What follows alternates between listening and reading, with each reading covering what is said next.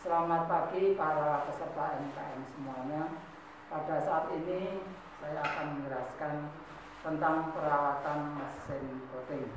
Sebelum kita melangkah lebih lanjut, bahwa perawatan secara teori untuk rangkaian kegiatan untuk menjaga agar alat itu dalam kondisi siap pakai atau normal. Pada mesin coating kita bagi dua bagian. Yang pertama bagian elektrik, kemudian yang kedua bagian mekanik. Itu yang perlu kita perhatikan, karena mesin coating ini sebagian besar bagian elektriknya ini bagian untuk kendali sistem operasional bagian kanan. Kemudian yang bagian kiri parameter kendali untuk ketebalan dan pengaturan arus filamen. Marilah kita mulai. Sebelumnya kita siapkan dulu bahan yang dibutuhkan. Ini alkohol, kain majun, beker gelas, kemudian tisu, amplas, multimeter. Untuk memulai, karena mesin coating ini palap ataupun untuk mengangkat sumpu ini perlu pompa hidrolik, harus kita butuhkan atau kita mempunyai alat pendukung yaitu kompresor. Kita hidupkan kompresor dulu ke sini untuk biar nanti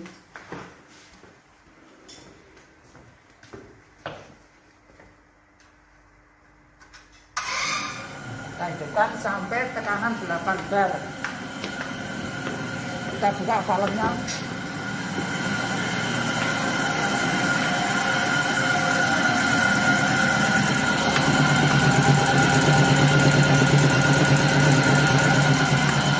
Kalau tidak full tekanannya, nanti pompa hidrolik maupun valve-valve yang pneumatik tidak bisa bergerak. Kita tunggu sampai tekanan 8 bar.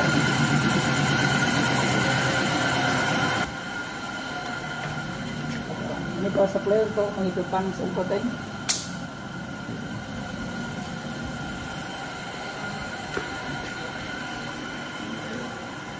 Masih kompresornya masih nyala.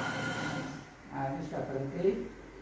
Untuk perawatan pertama adalah pembersihan sungkup bejana vakum. Ini bagian dalam perlu kita lihat. Kita harus membuka atau mengangkat sungkup ini dengan menekan tombol AA.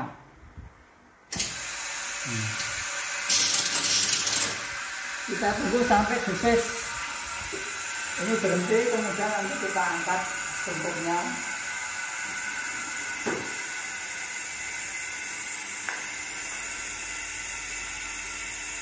Kita pertama membersihkan sungkup bejana vakum, kemudian mengeluarkan komponen-komponen yang ada di dalam yang bisa dilepas.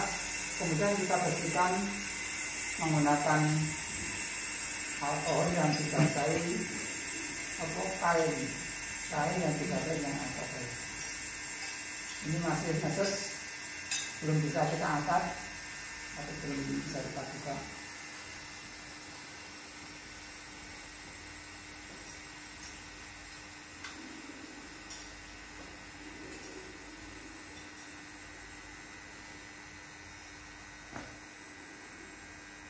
Kita hidupkan saklar darurat, saklar 1 posisi on.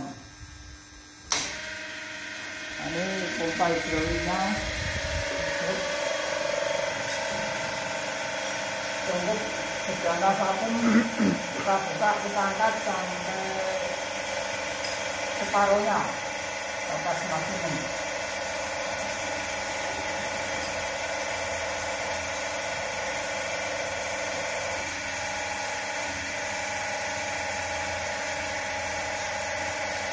kita tunggu.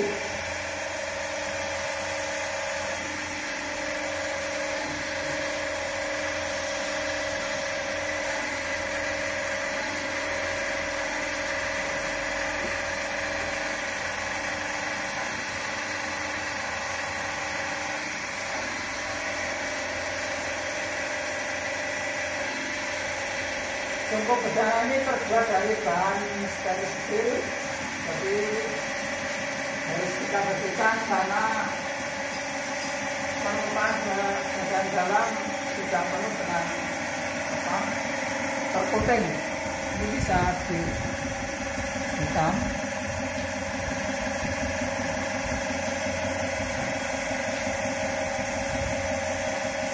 Kita stop saja dengan mematikan saklar 1. Jadi yang perlu kita bersihkan komponen yang bisa dilepas, kemudian sungkup bejana vakum, biasanya ini bagian jendela untuk mengintip kalau pas proses deposisi.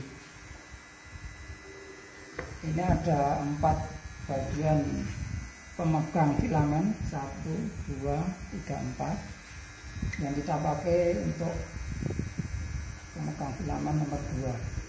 Ini kita lepas, nanti kita taruh di meja, kita bersihkan.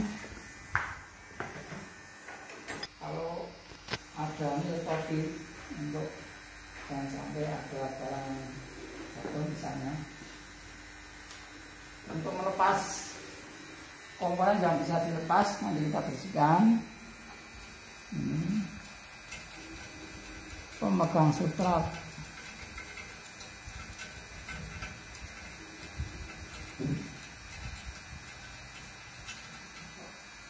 Ini menggunakan sarung tangan, jangan sampai naik komponennya nanti. Kemudian crucible juga dilepas. Ini crucible-nya dari tungsten. Ini harus bersih, mestinya pakai ultrasonik. Kita kendorkan murnya.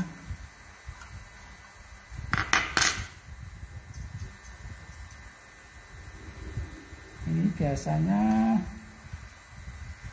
holder pemegangnya yang sering pakai kontaknya nggak sempurna. Ini crucible kita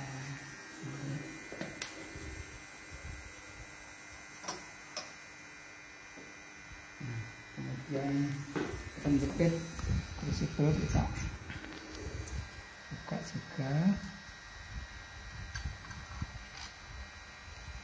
Ini kotor dan ini lubang-lubang ngefong, terjadi ngefong karena harus besar.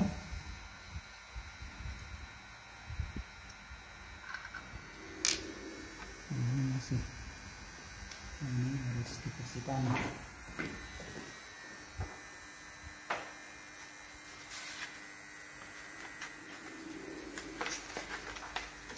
Jadi komponen yang dilepas, terutama yang penjepit holder penjepit filamen ini kita amplas. Ini kropos atau terjadi air besar, jadi lubang legok-legok ini. Nah, untuk meratakan sulit, ini harus diamplas saja sampai mengkilap dua-duanya. Ya, terus yang di sini kita amplas juga.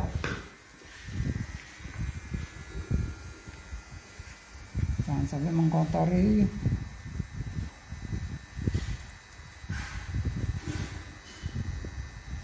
Ini harus kita amplas.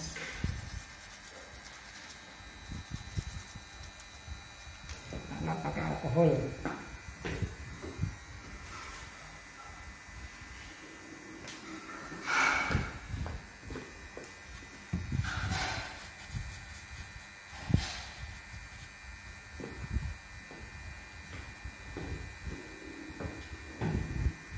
Pakai alkohol.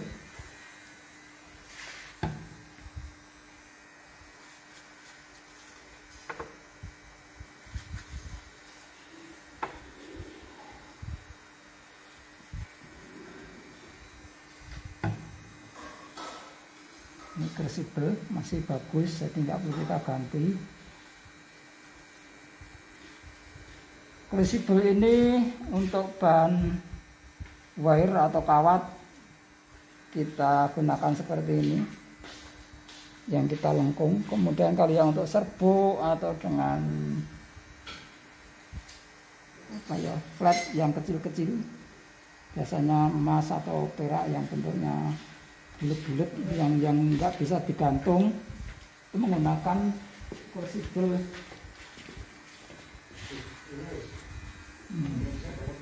Ini untuk serbuk atau yang perak yang bentuknya bulat-bulat, biasanya pakai crucible yang bentuknya bulat. Misalnya kalau yang bisa digantung ini menggunakan crucible bentuk ini, biasanya pakai wire. Kalau yang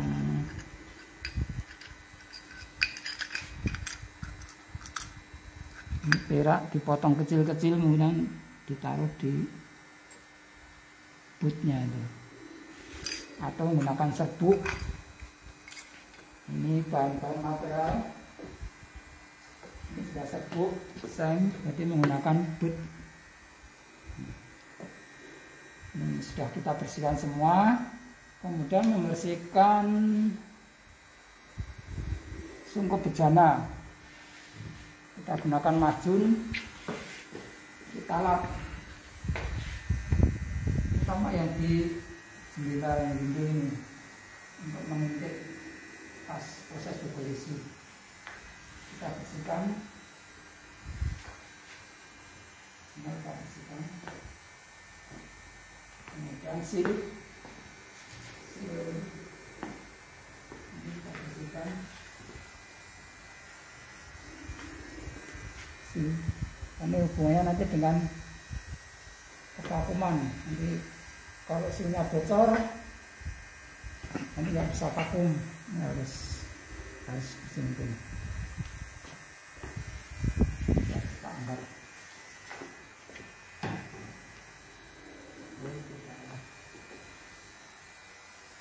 Kita pasang lagi crucible-nya.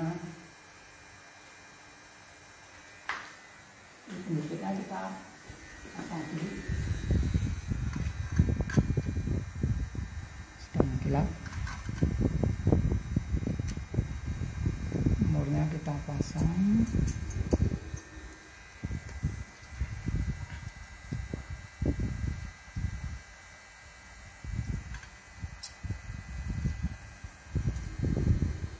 Kita pasang crucible.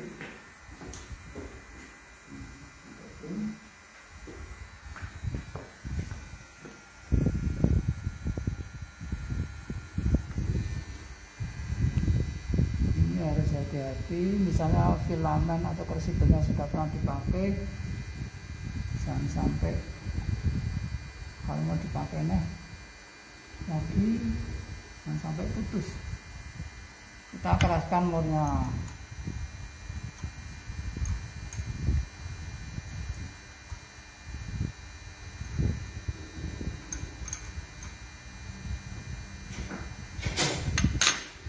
Ya, kita cek pakai multimeter. Ini kalau tidak nyambung, kita harus mengulang dari awal. Kalau sudah vakum, kalau arasnya enggak naik, kita cek pada posisi ohm. Nah, ini tadi nyambung dengan bagus.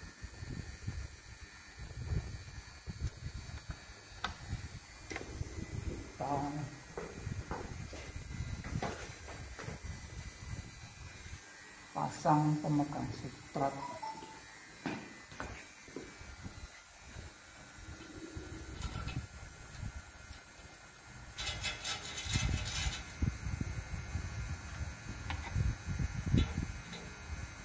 Kita atur jarak antara crucible dengan substrat. Ini pengaruhnya atau biasanya tujuannya dengan tingkat ketebalan. Ini kita paskan dulu pas.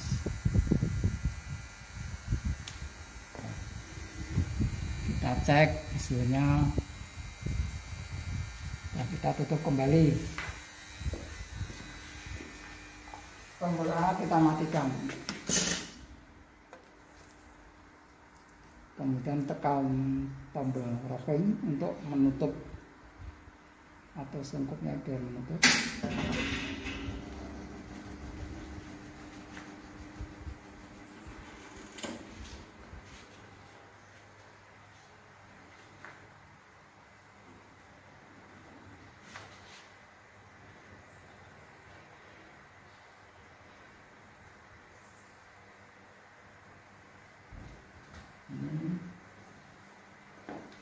Kita harus memperhatikan ini sudah menutup dengan sempurna atau belum. Sepertinya sudah, jadi kita menghidupkan pompa mekanik pump kita tekan untuk mengecek tingkat kevakumannya. Nanti kalau terjadi kebocoran atau pas bersihkan ada bram-bram yang menempel di seal, nanti bisa kita cek. Kita hidupkan pompa rotarinya dengan menekan tombol mekanik pump. Kita hidupkan kontrol vakum 101. Ini tekanannya turun karena masih nutup. Kita buka saklar darurat S2 untuk memvakumkan sungkup bejana. Ini kita buka pelan-pelan. Kalau dibuka full penuh, biasanya pompa rotarinya overload. Jadi kita pelan-pelan, berkali-kali kita matikan. Tunggu sebentar, hidupkan lagi dengan jeda agak lama. Kita matikan lagi. Kita hidupkan lagi dengan jeda yang tak lama. Tujuannya agar pompa rotari tidak terbebani penuh. Biasanya langsung overload, berhenti. Ini kita amati tekanannya. Kalau naik berarti sungkup ini sudah menutup sempurna dan sealnya tidak terjadi apa. Sudah rapat, tidak terjadi kebocoran. Ini nanti akan turun tekanannya, bergerak ke kiri.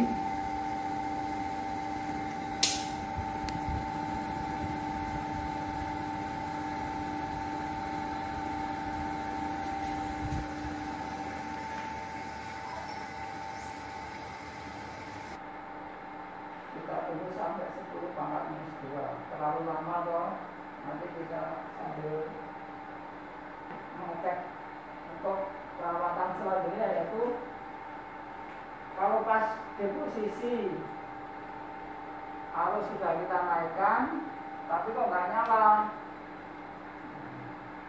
hubungannya dengan crucible tadi. Tadi crucible sudah kita cek dengan multimeter, sudah kita pasang, kita cek pakai multimeter sudah menunjukkan sambung.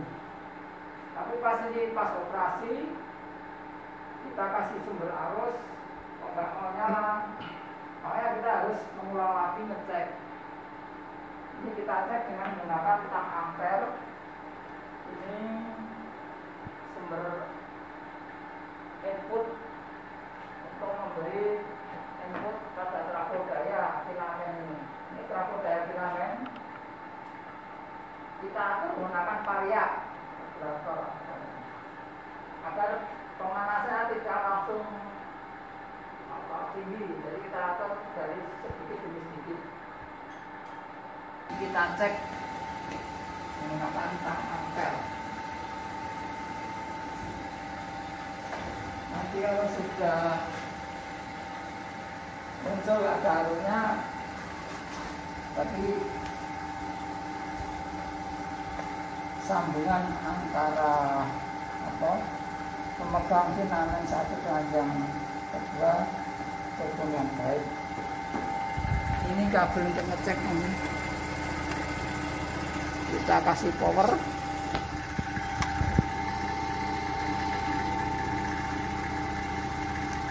Ini sudah nyala. Kita on kan pada posisi adjust.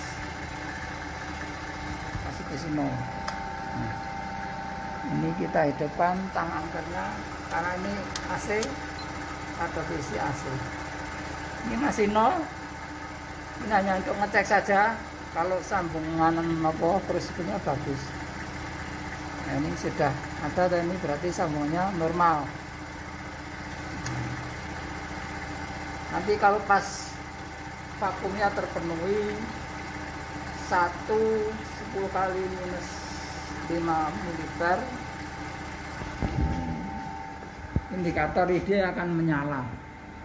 Berarti proses deposisi bisa kita mulai dengan mengatur ini, menyalakan filament dengan mengatur variat. Kalau tekanannya sudah terpenuhi. Ini perawatan awal saat mau deposisi suatu bahan.